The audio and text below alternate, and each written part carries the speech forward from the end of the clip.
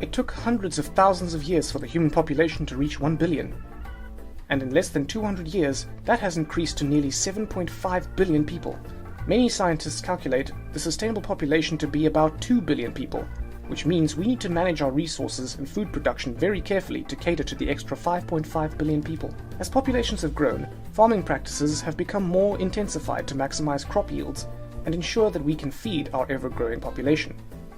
Fertilizers and pesticides are used on crops, and animals may be kept inside in more densely packed sheds to maximize milk yields or egg production, or speed up the time needed for the animal to be ready to be sent to the market for meat. To learn more about conventional farming, watch our video on modern agriculture. In this video, we are going to look at an alternative to conventional farming, organic farming. We're going to see what it is in theory and the pros and cons of this method in relation to other modern agriculture methods. Organic farming currently accounts for about 1% of agricultural land worldwide.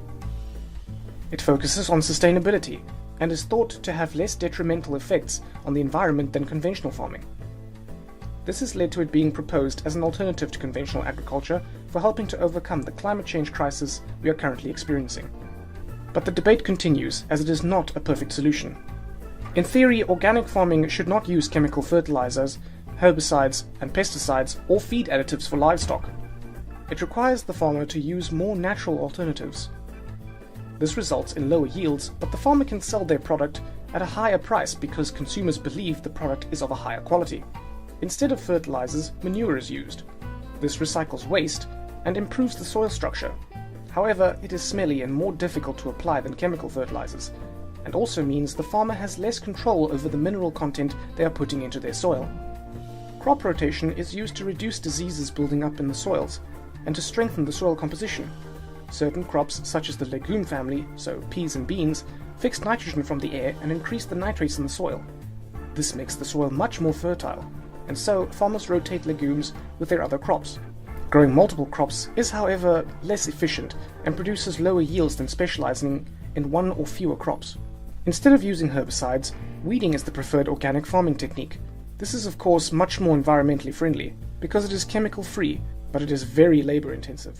Although this does mean more jobs available, which is a great thing. Organic farming is thought to maintain the biodiversity better than conventional farming because fewer chemicals are used. There are more bumblebees and insects in the area because pesticides haven't been used. Weeds and non-crop plants can grow as herbicides aren't used.